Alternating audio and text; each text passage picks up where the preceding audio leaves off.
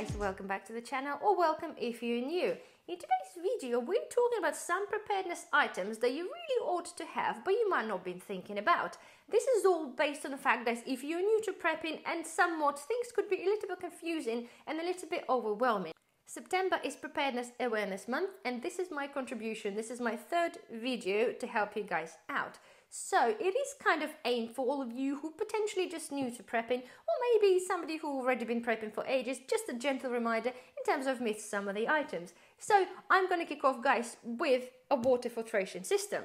We all know, okay, how important water storage and water preparation and just generally how important the water is to our prepping and to our survival. And we'll cover this on many videos, guys. If you follow the channel, you know I've done many comprehensive videos on the things in more detail. However, water is one of the main things that we absolutely must have. And yes, of course, we can buy the filtration tablets, absolutely. We can buy some small water filtration systems, absolutely so. However, I suggest and I opted out to make one of the big gravity water filter systems using activated charcoal filters. You can buy a raw Berkey, which is like a few £100, absolutely, if you can afford to.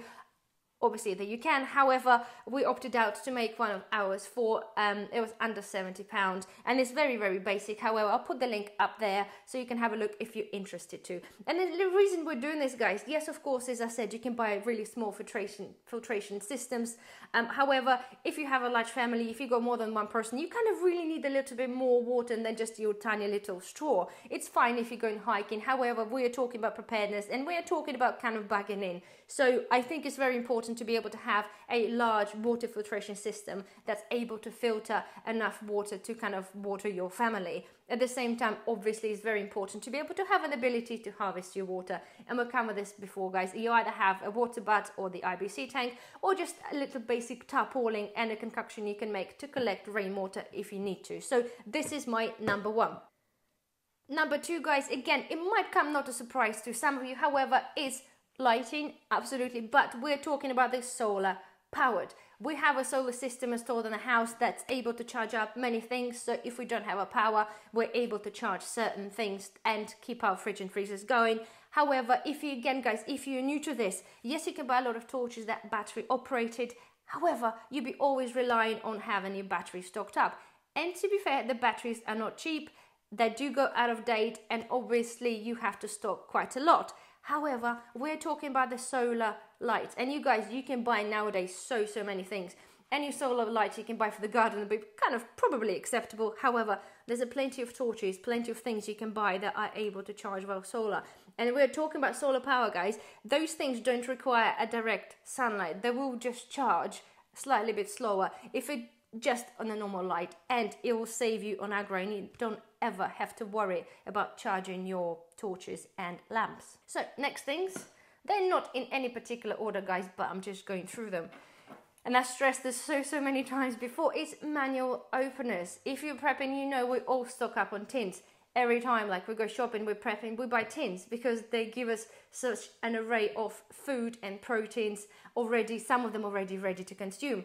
Yes, some of them have the pull cords, but some of them don't.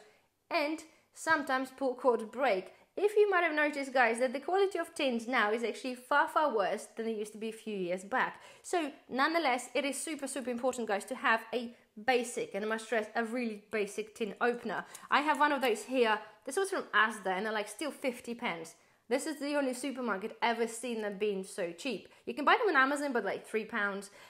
You can also buy like an Army, really hardcore sort of a tin openers. But again, it's up to you what you choose. However, I'm kind of sticking to those kind of things. They've been around for years.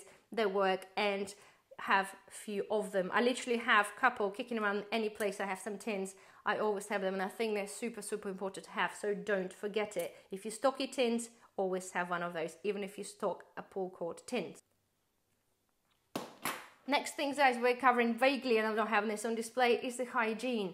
Well, yes, guys, of course, you know, as a prepper, you buy your toilet paper, you buy your shower gels, but don't forget any other things in between, especially feminine hygiene. Don't forget things like a toothpaste and anything else. Just think outside what your family uses and just make sure that you have enough of those to be able to get you through at least for a couple of months. Things also like mouthwash, that it's not just used for, obviously, the mouthwashing, but could be used as disinfectant. It's also very, very important, so don't forget that. Next thing on the list, guys, it's seeds. Again, you might know, you might be fully aware, you might be not a gardener, and you think, well, I never really wanted to grow anything. That's absolutely fine. However, if the past couple of years haven't taught us anything, guys, is we should be able to grow our own food. I've been growing my own food for over 10 years now, guys, and honestly, I would not ever want to go back of not doing that. Just the quality of your produce on the top of having a safeguarding yourself against any shortages in the future is absolute must. You can pick up seeds very, very cheaply. Like those ones was from Wilko, and there was £1, and they were doing them on a sale on the clearance a couple of months back. You can always pick up seeds on a discount in the end of the season, and I strongly suggest you guys have some. If you're totally against growing stuff outside, that's absolutely fine. Don't forget, you can buy yourself a microgreen seeds, for example, like cress or chia seeds. You can grow them inside. You don't even need soil. You just grow them in water and a bit of towel, and it'll give you a huge amount of nutritional benefit without having to be stepping a foot outside. Next thing, guys, is knowledge is a key. That's my favorite say. Is books. Make sure you have some books. And I totally understand. We all go, guys. We're so used to using the internet for searching. Whatever you need, you can find this online. Absolutely. But just think, if suddenly you have no internet, whether it's been for weeks or months, I don't know. If you know how to cook, that is not a problem. You can just knock anything up with whatever food you have kicking around. However, if you're totally new to the cooking, for example, and you're in a position where you don't know what to do, the books are power. At the same time, guys, not just the cooking books, we're talking about the foraging books, we're talking about the natural antibiotic books. So any books, guys, anything, it's many books that you can think about in terms of like a gardening books. We can talk about the DIY books. There's many, many things out there, like canning books as well. It's any book will give you a vast amount of knowledge. And I think so important. You might think, for example, I've learned how to forage since I was a kid, so I know how to forage for mushrooms and certain berries, certain things in the wilderness. However, my husband doesn't know how to do that. So, God forbid, guys, anything happens in a really desperate situation, if you end up being separated or being alone, it's very important that you either pass on this knowledge or you have the book, so your other half or the other person that you or share the house with able to actually learn how to forage or how to do certain things. So it's super, super important. Next thing is on my list, guys, and it's a little bit diverse one if you wish, but I'm calling it a morale boosters, and we're talking about things like tobacco, alcohol, and sugary snacks, sweets. I'm sure, guys, we all over the time have gone through a certain times in our lives when we kind of felt a little bit down and certainly needing something. I'm not encouraging alcohol or tobacco, however, you know what you need to basically give you an uplift. We call them morale booster because we've gone through this stage about over a year back when you sort of felt a little bit down, and you know, a little glass of whiskey just before the bed, it just kind of feels like it boosts the morale a little bit. And it's all, of course, will be exactly up to you guys to what it is that you prefer and what uplifts your mood. However, it's kind of really important to think about this, guys, because if things get a little bit tough, it's nice to have something that gives you a little bit of comfort, a little bit more relaxedness, if that makes sense, okay? And if you're not into any of those things, consider the natural remedies. For example, I've got the valerian root here, which my grandma swears by and used to be taking that before bedtime. If you feel really stressed, if you feel anxious, you can dissolve this in a bit of water, and it's meant to be really sort of, not say antidepressant, but it's meant to calm your nervous system down. So of course, guys, it's down to personal choice again, and make sure you do your research, because obviously taking any sort of supplement and herbal supplements, you have to make sure it doesn't interfere with your current medication and things. So do your research before. But there's many things out there, natural remedies that can calm your nerves in a really stressful situation. Right, next thing, guys, right? Again, I haven't got anything to show you, but we're talking about entertainment, and we're talking about offline entertainment. Yet again, guys, if internet goes down, think of what any family could do. And we're talking about the card games, we're talking about books, we're talking about board games, and anything you can think of that you guys like doing or you think you might like doing is certainly worth considering. I know it's very hard. It's very hard to think like, well, without the internet, you might be, you know, for a day or two, you can survive. But just think of the prolonged, say, a cyber attack or something. It could be a couple of weeks or longer that we might be without an internet. And especially if you have children, it's very important to keep them occupied. And sometimes like soft toys and things just won't do. So think in advance and think and make sure you have something that you can spend time as a family, play, and basically uplift the mood as well. Next thing, guys, is comfortable clothing and shoes. You absolutely have to make sure that you have this in your repertoire of preparedness, is to having some clothes that you know you can leave the house and feel comfortable in. I know, again, it sounds a bit like kind of, well, yes, of course you have a comfortable clothing or comfortable shoes. However, I'm like thinking, for example, yes, you can be in your jeans and your top, but more so as a footwear and the comfortable footwear. For example, you wear whatever you wear trainers, whatever you do, guys. And if you go out for a walk, for a run, whatever, you go a couple of hours, that's absolutely fine. But kind of just consider that a little bit further on in terms of what if you have to walk somewhere for a very long time. Consider, obviously, your terrain around you and consider the weather as well.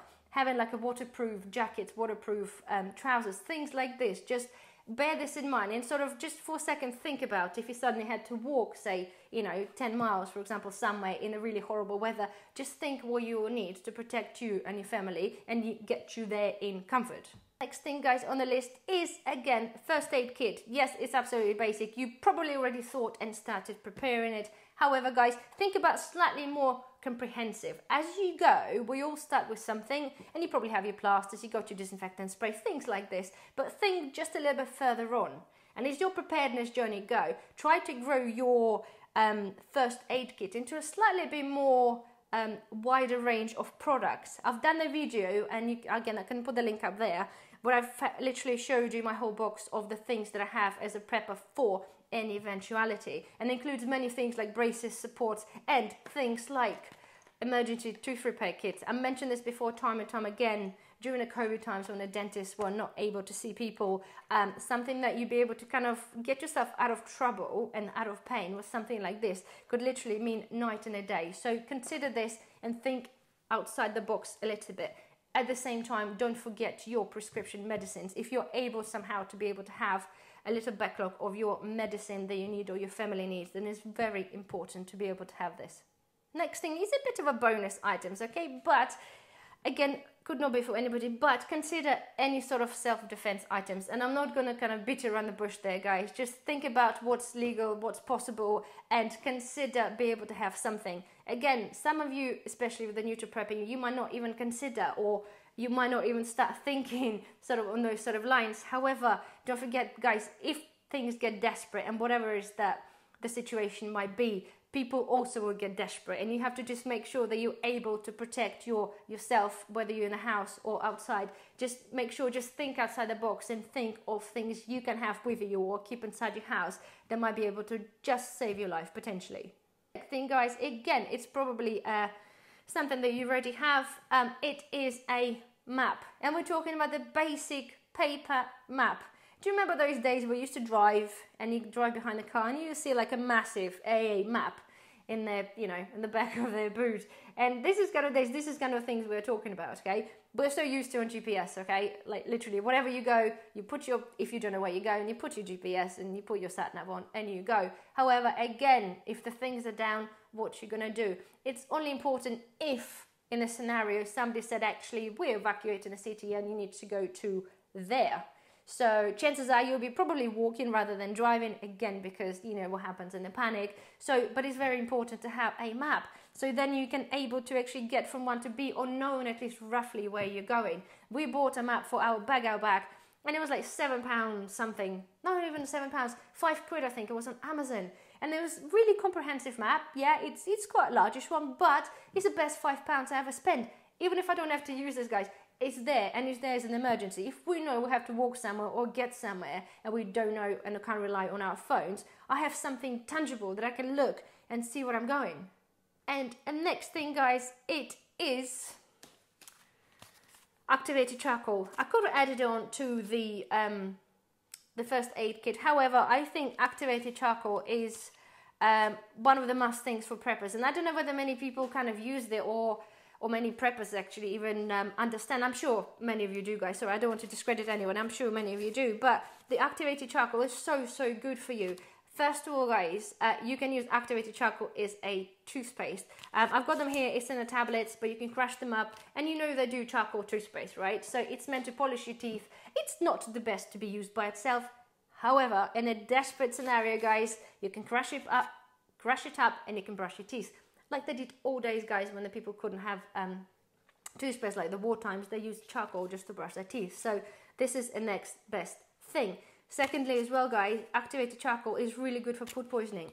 Okay, you will have to take a few tablets, but once it's inside your tummy, it kind of soaks in all the badness in, and obviously you then pass that through your body. It's been proven to be really good for humans and animals alike. So I think it's super important to be able to have this. And I'm pretty sure it has many other things alongside of digestive help. Yes, guys, if you have a little bit of indigestion or heartburn, it will also work as well. Of course, please, guys, do your own research, but you can't